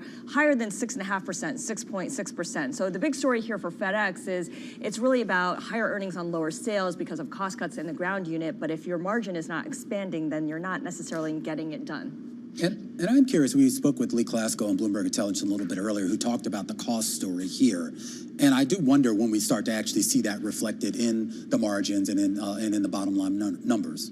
Yeah, we'll have to see. I mean, FedEx is up 64% year to date, outperforming the S&P 500. So we'll have to see how this actually plays out in trading. And we talk about the sell side, 21 buys, 15 holds, 0 sells on FedEx as we head into the holiday shipping season. Yeah, the big question going into this print was certainly to what extent did FedEx benefit from UPS's negotiations with the Teamsters Union earlier this year? The customers that they pulled over from UPS, are they actually going to stick with FedEx? I'm certainly going to be some questions about that on the company's earnings call a little later. Yeah, and of course, the previous quarter, it also got a boost from the failure of Yellow. So it's at the expense of its peers or its competitors, but what everyone wants to see is that revenue growth, the driver for revenue growth going forward. And just on that note, too, Lee Klasko said that, to answer your question, Tim, he does think that benefit that they got is temporary. All right. Well, we're going to actually be speaking to Lee in just a few minutes also over here to get his reaction on these numbers. So stay tuned. We warmed him up for you. You guys got the preview, you know. Yeah. So where's Carol, by the way? I know she went on vacation, but wasn't she supposed to come back and work? Send her a text. Okay. Yeah, send her a text. Okay. Hey, what did Procter & Gamble do today, Romaine? I believe, Tim, last time I checked, it is one of the 30 stocks in the Dow Jones Industrial Average that did nothing. It did nothing. Okay, there we go. Hey, that is going to do it for our Beyond the Bell coverage this afternoon. It's our cross-platform coverage of the market close on Bloomberg TV, on radio, on Bloomberg Originals, and on YouTube. Meantime, catch us tomorrow, same time, same place. Have a good afternoon, everyone.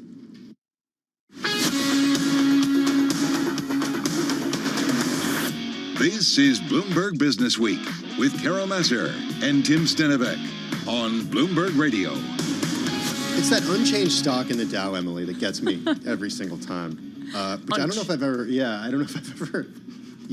miscalculated like that. But, there's a first time for everything. The title of managing director at Wall Street firms is typically the most senior rank in finance, apart from those who are executives. It's a position that comes with enhanced compensation and presumably power. And women at that level are often touted by banks as examples of how gender is no bar to advancement. But Ardith Lindsay, who joined Citibank back in 2007, is now suing the bank, accusing it of tolerating years of sexual harassment and assault against her, says seniority didn't protect her, nor did the elevation of another woman, Jane Fraser, to be Citigroup's chief executive officer. This is one of the most read stories on the Bloomberg terminal all day. Paige Smith wrote it. She's consumer finance reporter at Bloomberg News, and she's here in the Bloomberg Interactive Brokers studio. Paige, good to see you. This is a really powerful and important story. Tell us who Ardith Lindsay is. Hey, folks. Thanks for having me. And this is a really important story, and Ardith sat down with me recently and told me sort of her side of the story, and we have poured over the complaint that she filed against Citi on November 20th. And as you sort of said, the one thing that really struck a number of folks who have heard her story is the fact that Ardith sort of rose through the ranks within Citi and was, reached that very, it's a significant achievement on Wall Street to have the title of managing director, and Ardith achieved that goal during her period and during her tenure and career at the bank. And she's not alone. She's not the first managing director to come forward with allegations of toxic workplace culture and harassment and just kind of horrific mistreatment across the board. She's joined by a number of other women who have come forward to tell their stories from places like Goldman Sachs and other Wall Street institutions as well. In the story, there are a few people quoted who said, "It gets worse." There was a subhead in your story, just "it gets worse." Can you talk about why that is and what these people that you interviewed actually said, that they're working at a firm, they're getting more and more senior, but they're women, and so somehow their experience at the firm is getting more unpleasant? Certainly. So one person that I interviewed for this story was Jamie Fiore Higgins. She's a former Goldman Sachs managing director. And in 2022, she actually wrote a book about her experience called Bully Market. Yeah, we had her on the program. Yeah, and it was a very, very compelling story. And, I interviewed her, and she had the chance to review Ardith's complaint and her allegations mentioned in the lawsuit against Citi. And, she said, based on her experience at Goldman Sachs, that as you sort of ascend that corporate ladder, if you will, the stakes get higher as you get higher, essentially, in the hierarchy. The compensation is much greater. There's more leverage. And as she said, banks sort of have the leverage to say, well, where else are you going to go that pays you this much? And, for women on Wall Street, it's there have been many claims and stories and allegations of this sort of so-called boys culture or a locker room culture on places like training room floors and places that have been historically occupied by men. And it's extremely challenging for women still in today's day and age to be promoted to managing directors. So you were able to speak with Ardith at length about this. You were able to look at the lawsuit and the allegations contained in the lawsuit. For its part, what did Citi say when you presented them with what you learned? So Citi referred us to a sort of a previous statement that they mentioned, but Citi did call one of the named individuals in Ardith's complaint. They did call the conduct deplorable. and they did have this time to review the allegations contained in Ardith's complaint. But, it was also interesting that after the fact, Citi came forward and actually issued a memo that essentially advised traders to anyone within Citi actually, to come forward and sort of raise a flag if they see anything that along the lines of mistreatment or misconduct in the workplace. And she's right now on leave from Citi? Correct. So we don't know how this plays out, if she will actually return in her previous capacity to the firm. Indeed, and I think that it's also very important to note that these are allegations. This is a lawsuit that's been brought forward, and we have to sort of let the legal process proceed as it may. But it is worth noting that, just to step back here, there have been multiple lawsuits brought against other banks as well, not just Citigroup. Morgan Stanley, for example, Smith Barney settled for $150 million. That was the infamous 1990s Boom Boom Room lawsuit. But there have been many other instances describing workplace misconduct on Wall Street firms, within Wall Street firms. You mentioned Citi kind of telling employees they should raise a flag. What exactly does that mean, raise a flag to other misconduct? Are the big banks actually doing anything else to try and combat this kind of workplace culture? I think that's a good question, and I think, frankly, it will be, at least in this manner, we'll have to sort of let the judge and review the case and sort of make a claim in that front. But there have been, to the bank's credit, there have been efforts made to boost representation at sort of all tiers of the firms. There have been efforts to promote more women in managing director classes. There have been also more diversity and inclusion efforts kind of throughout Wall Street. But in terms of these specific allegations, we'll have to see how they kind of play out over time.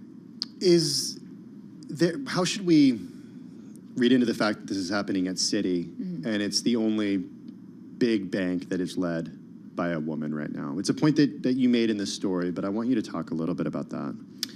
I will say that is a fact. There are a number of women occupying sort of the nearly the uppermost echelons of these banks, but not. And we just spoke to Hannah Levitt earlier, who talked about, J.P. Morgan, who could succeed Jamie Dimon. Yes, two women are on the list there.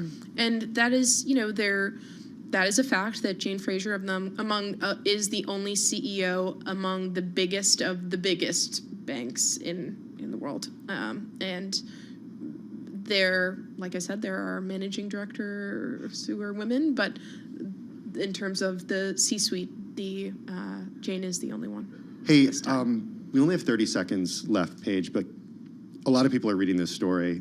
Can you talk just a little bit about any of the reaction that you've gotten since it's been published? Well, I'll say actually the reaction that Ardith has received, which she shared with me when I sat down with her for her interview, she said that she's received dozens of messages from not just women, but men within the firm as well, who have come forward to just kind of express their support for her claims, but also just to say that, she is sort of sharing things that they have observed perhaps in the past as well, based on her allegations. And I will say, too, Jamie Fiore-Higgins had the same reaction after her story was published. Well, everybody check out this story. It's among the most read on the Bloomberg terminal in the last 8 hours. Paige Smith is here with us. She is consumer finance reporter at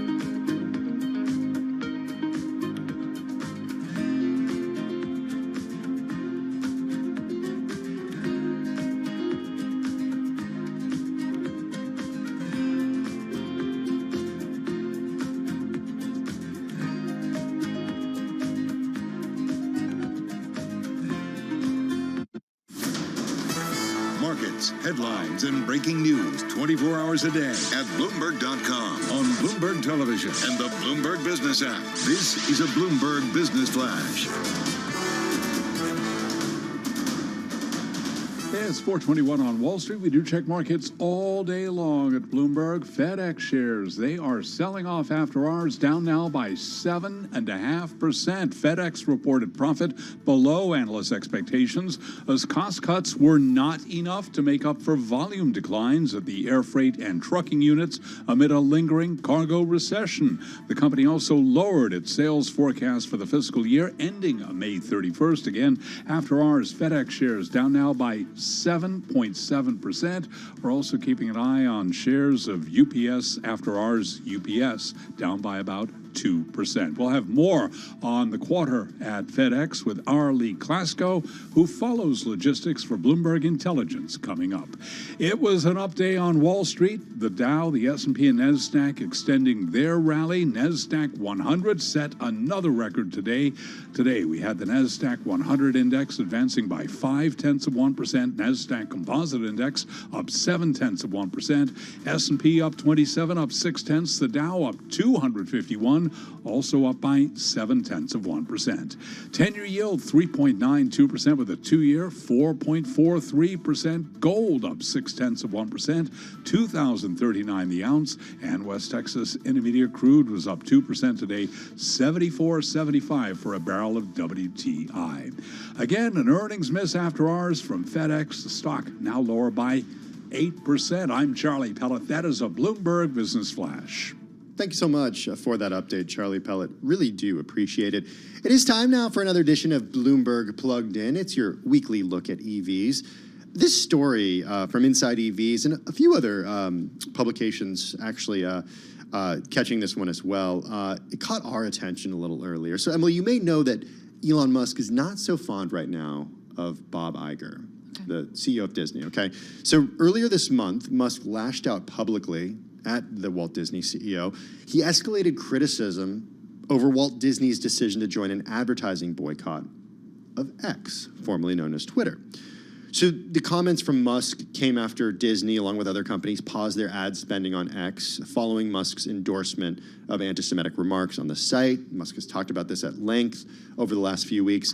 Disney, we should know, was one of the largest advertisers on X. Okay, so fast forward a couple of weeks, and you've got some astute observers of Tesla starting to notice something.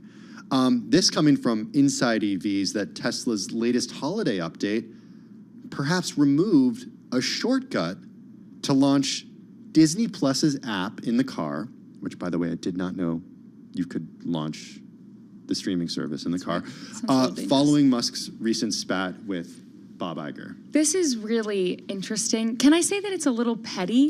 You can say whatever you want. But also kind of clever.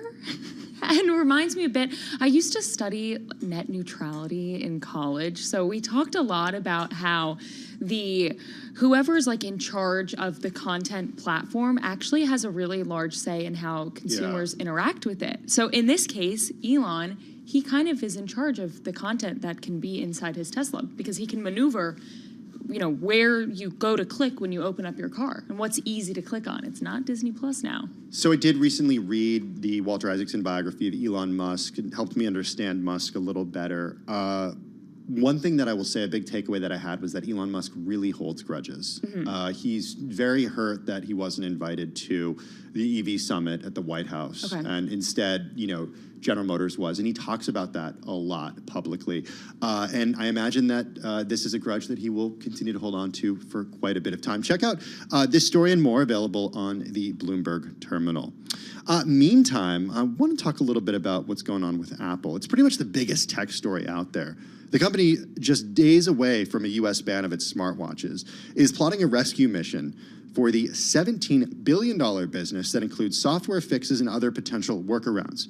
Here's what's going on. You got engineers at the company are racing to make changes to algorithms on these Apple Watches that measure a user's blood oxygen level.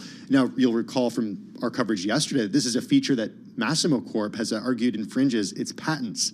Apple engineers are adjusting how the tech determines oxygen saturation and presents the data to customers. This according to people familiar with the work. That reporting from our next guest, Mark Gurman. He's Chief Technology Correspondent for Bloomberg News. He joins us on Zoom from Los Angeles. Mark, you've been all over this story over the past couple of days. Where are we at just after 4 o'clock here on the East Coast?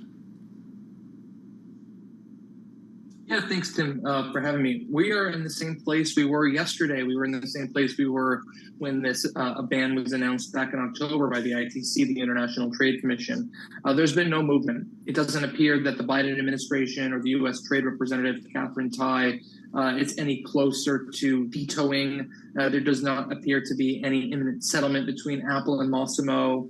And Apple is probably at least several weeks away from being able to deploy that software fix we talked about.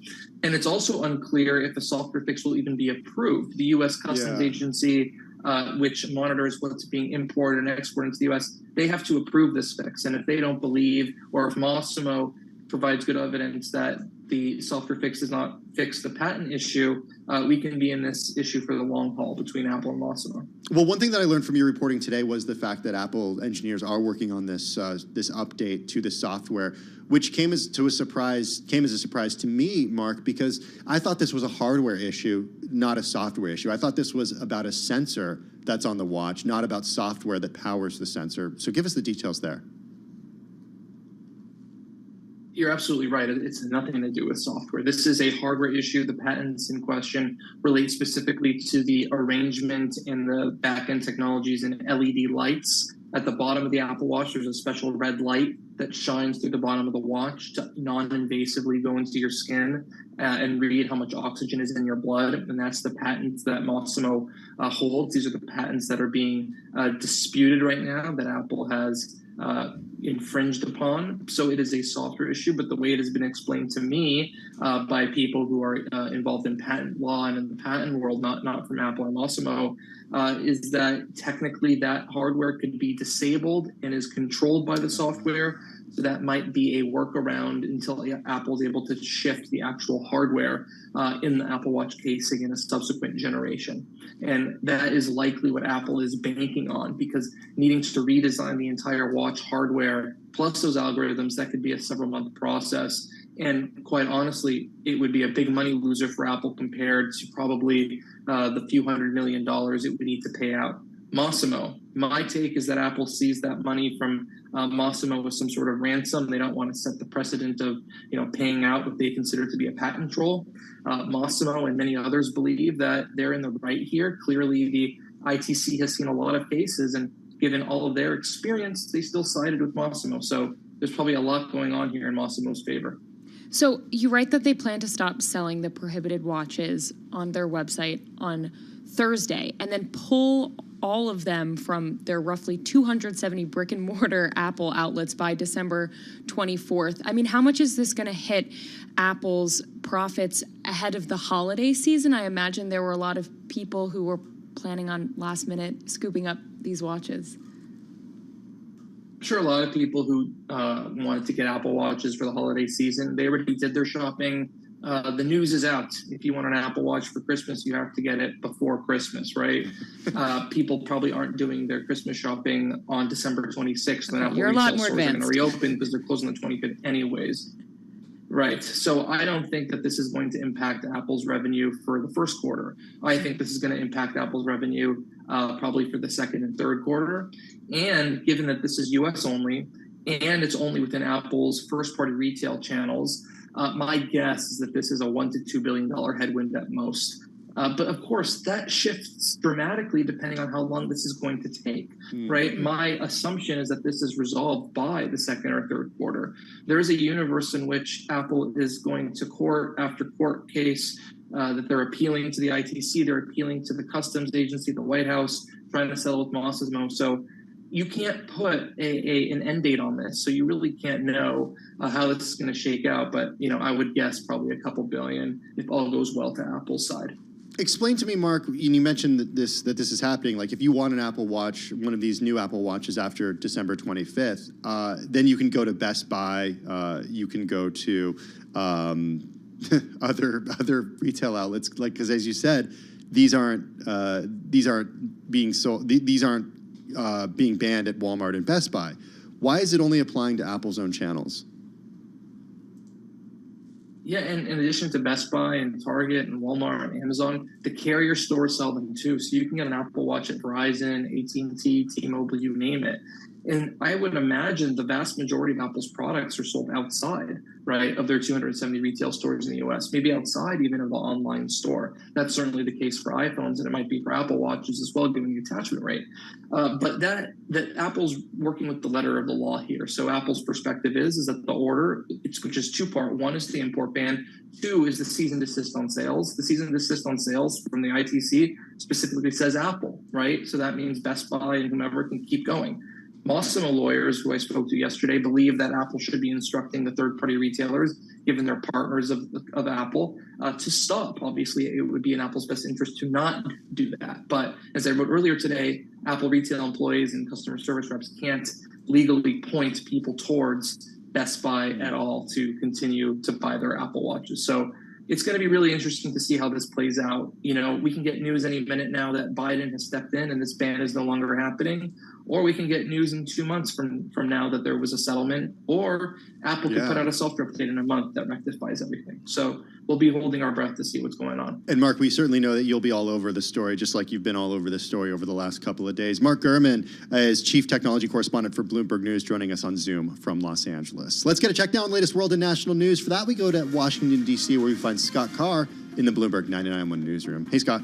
Thank you and good afternoon. Civil rights organizations today have filed a lawsuit challenging a new Texas law that would allow police to arrest migrants who cross the border illegally and permit local judges to order them to leave the country.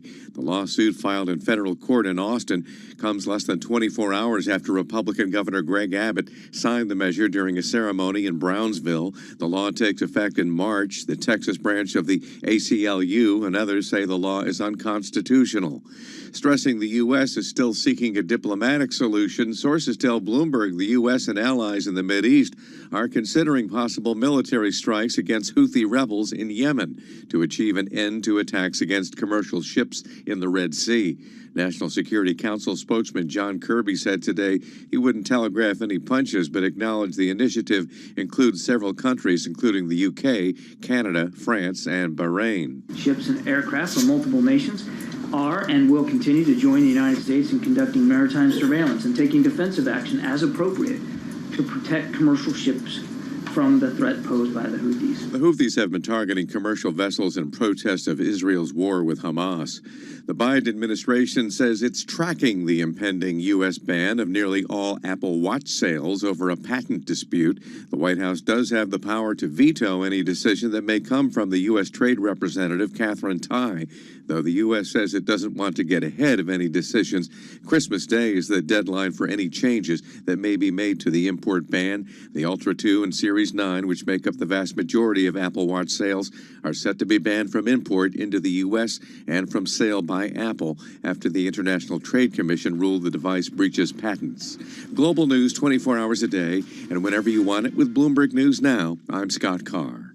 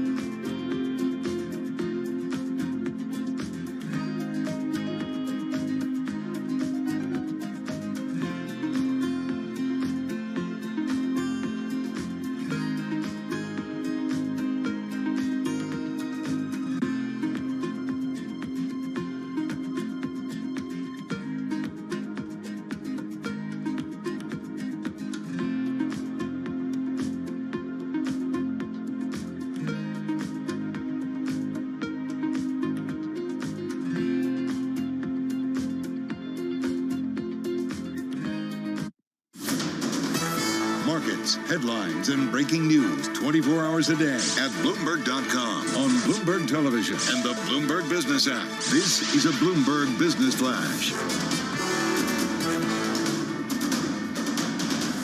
It's 4:40 on Wall Street. We do check markets all day long here at Bloomberg. FedEx shares moving lower after reporting profit below analyst expectations. Cost cuts were not enough to make up for volume declines at the air freight and trucking units. After hours, FedEx shares, they are now lower by 7.6%. Also moving lower after hours. We do have shares of UPS declining now by just about 1.93%. It was an up day on Wall Street. By the way, we will have more from Lee Klaskow on FedEx coming up in just a moment. The Dow, the S&P, NASDAQ 100 index, all pushing higher today. NASDAQ 100 index at a record up 82 points, a gain of 0.5%. NASDAQ Composite Index up 98, higher by about 0.7%. S&P up 27, up 0.6. The Dow up 251 for the Dow Jones Industrial Average. That was a gain of about 0.7%. 10-year yield 3.92% with a 2-year that's yielding 4.44%. Crude oil today, West Texas Intermediate Advanced WTI climbing to 74.06 a barrel, up today by 1.7%. Spot gold up $12 the ounce to 20.40, a gain there of 0.6%. So it was an up day for the Dow, the S&P, and NASDAQ. As for the overall market backdrop, here's Bloomberg Markets reporter Abigail Doolittle, who was a guest right here on Bloomberg Business Week. The NASDAQ 100 is leading this rally, so it has overtaken its high of 2022. However, it's hitting up on long-term resistance. The NASDAQ 100 is the index to watch because it's, I would be surprised if the S&P 500 doesn't soon follow and also make an all-time high. Maybe the Russell 2000 might be lagging a little bit too much, but watch that NASDAQ 100. Indeed, the Russell 2000 today up 1.9%. To put that in context, S&P up by 0.6%. Recapping stocks higher, the Dow, the S&P, NASDAQ 100 index all gaining. FedEx after hours down by roughly 8%. I'm Charlie Pellet. That is a Bloomberg Business Flash. Hey, thank you so much for that update, Charlie Pellet. We're actually going to continue with the FedEx story, and it's worth repeating because we're seeing the stock move significantly in the after hours right now. Shares of FedEx down by 7.5%. The company reporting profit below analyst expectations. Cost cuts were not enough to make up for volume declines at the air freight and trucking units amid a lingering cargo recession. The company also lowered its sales forecast for the fiscal year that ends May 31st. Joining us now is Lee Klaskow, Bloomberg Intelligence Senior Transportation Analyst. He's here in the Bloomberg newsroom this afternoon. Lee, good to have you with us. You've had about a half hour to dig through these earnings. What sticks out to you? Because at least in the beginning of the after-hours session, investors are not so fond of it. Yeah, I think the good news here is that they reaffirmed their adjusted earning expectations of 17 to 18.50 a share, which is kind of in line with where consensus is, even though they're lowering their revenue outlook. And that shows me that they're actually making some progress with their drive initiatives and their Network 2.0 initiatives, which are really a way of them just to reduce costs and increase productivity. I think you're really seeing that on the ground. Their ground business margins improved over 300% year over year.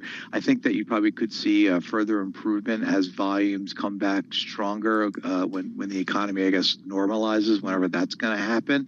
But it definitely is a mixed bag. FedEx Freight showed better volume while ground did not. And that, to me, is indicating that the share that they won from Yellow, when Yellow went out of business, that was a large LTL carrier that went out of business in July, that business was sticky, whereas the business that they won from UPS, when UPS was dealing with their labor negotiations, was not as sticky because volume was about 50 basis points, at least the growth was 50 basis points lower than expectations. So I think that's what we're looking at. And Express, the margins were just not good. They were about 1.3%, trying to figure out what's really going on there. But on the surface, they were down a lot more than expectations.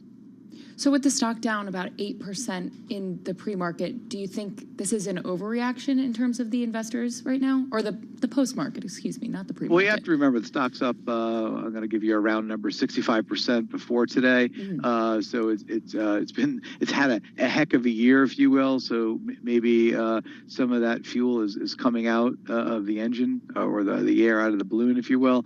But, FedEx has a history of, disappointing and then coming back. And so it's about management showing that despite the numbers, they are executing. And I think they will be able to do that because, again, they're still going to take out about $1.8 billion in permanent costs through their Drive initiative. And so that's worth noting. That's more than a couple coins under the couch. Is there any commentary or anything that we can read into, Lee, when it comes to the health of the U.S. consumer or the U.S. or global economy here? Because I'm reading through the write-through by our own Thomas Black, who covers the company for Bloomberg News, and it talks about consumers are returning to stores, they're contending with inflation, with higher interest rates, buying power is dented here. What are your takeaways about the consumer when it comes to these numbers? I mean, listen, at the end of the day, parcel carriers like FedEx or UPS or DHL, they're still going through a process of normalization, and that normalization is on the demand side. We're not there yet. Destocking in the U.S. seems to have run its course, which is a net positive. I think the commentary that management's going to provide on the call shortly will give us more insights into peak season, because this quarter ends at the end of November. So you get a little bit of maybe holiday buying in those numbers, but I think they're going to be able to provide us a little more insight into where the consumer is on the call, which is a couple minutes away. Okay, so we haven't had the call yet, but Raj Subramanian took over as CEO from founder Fred Smith in June of last year. Is there anything that you get from this earnings report that tells you about this new CEO and his performance? Well, they brought in some outside people, I think, which is a net positive. So maybe some, outside perspective is a good thing for a company that might have been a little too insular for too long of a time. And one might argue that over the years, FedEx has gotten a little, quote unquote, fat. And that's kind of why they're doing this Network 2.0 and Drive initiative. Between the two of them, they're going to reduce costs by $6 billion. Some of those costs will be permanent. The Network 2.0, what they're looking at is taking their express networks and their ground networks and maybe finding synergies between the two. They operate a very different network than someone like UPS, which kind of operates one big network, where FedEx has two separate networks. And that's because their ground business, the trucks that come to your house, they're independent contractors, where in UPS, they're employee drivers. So it's a very different model. And they're trying to change with the times and trying to become, like I said, a more efficient organization. And looking at the ground margins improving by over 300 basis points, I think they're making some incremental progress. I think the reality is that maybe the street got ahead of itself on the name. I'm pulling up shares of UPS right now. In the after hours, Lee, the company's stock is moving lower, as Charlie mentioned, right now by about 1.75%. Can we read into these results and have any takeaways for UPS here, even though these are different businesses?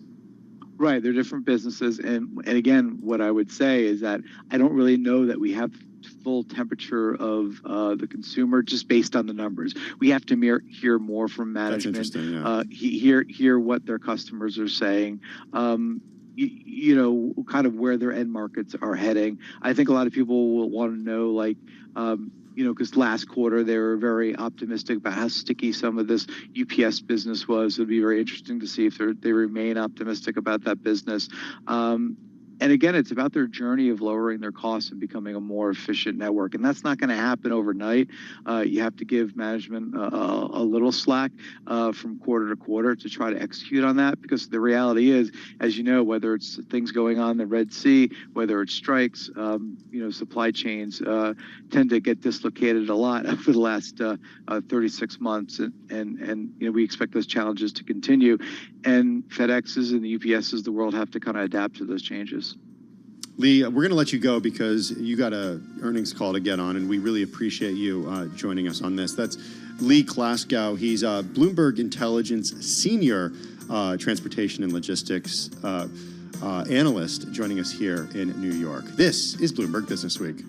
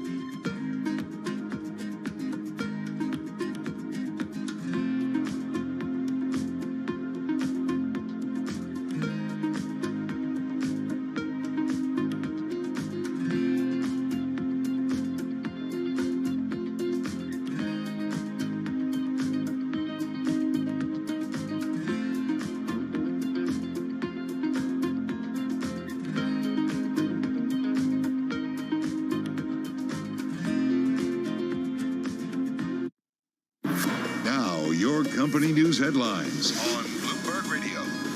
From Bloomberg World headquarters, I'm Charlie Pellet. FedEx shares lower after the earnings, down by 8.5%. FedEx declining as we await the conference call. Lee Klaskow follows the logistics industry for Bloomberg Intelligence, and he was a guest moments ago right here on Bloomberg Business Week. I think the commentary that management's going to provide on the call shortly will give us more insights into peak season, because this quarter ends at the end of November. So, you get a little bit of maybe holiday buying in those numbers. But I think they're going to be able to provide us a little more insight into where the consumer is on the call, which is a couple minutes away. And speaking of the consumer, Bank of America CEO Brian Moynihan was talking about the consumer earlier today in an interview with Bloomberg Radio. What we look at is what goes on in our core customer base, and we try to talk about what is going on as opposed to what could go on, and plan for what could go on. And, that's been relatively strong. And our team, the spending continues even today at about 4 to 5% over last year, half the growth rate of 22 to 21, showing the consumer has slowed down, consistent with inflation getting under control, consistent with, the Fed using the rate structure to choke off some of the activity, and it's happened. But overall, it's been a decent year. And you can hear more of the conversation with Brian Moynihan, CEO of Bank of America, on the Surveillance podcast. You can download it wherever you get your podcasts. Southwest Airlines and its pilots union have reached an agreement in principle for a new 5-year contract. Those are our top company stories at this hour, and this is Bloomberg.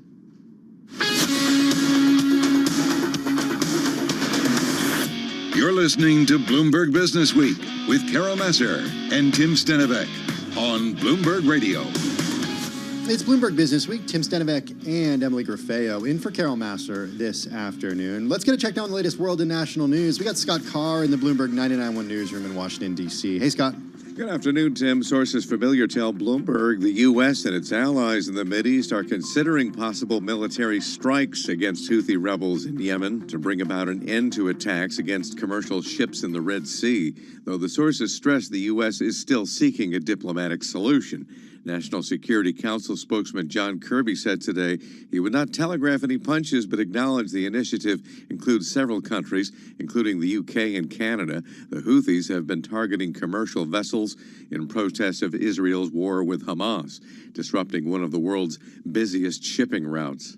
The White House is slamming the governor of Texas over a bill that makes illegal immigration a state crime. That bill was set to go into effect in March. Press Secretary Karine Jean-Pierre said today the law dehumanizes immigrants and called it extreme. She says the Justice Department will soon decide whether or not the agency will file a lawsuit against Texas.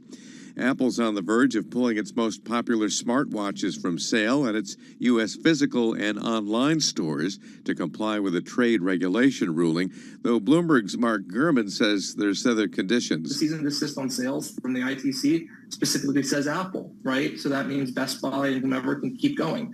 Massimo lawyers, who I spoke to yesterday, believe that Apple should be instructing the third-party retailers, given they're partners of Apple, to stop. Obviously, it would be in Apple's best interest to not do that. But Apple retail employees and customer service reps can't legally point people towards Best Buy at all to continue to buy their Apple Watches. The Biden administration says it's tracking the impending U.S. ban of nearly all Apple Watch sales with the power to veto any decision from the U.S. Trade Representative. Global news 24 hours a day and whenever you want it with Bloomberg News Now. I'm Scott Carr, and this is Bloomberg.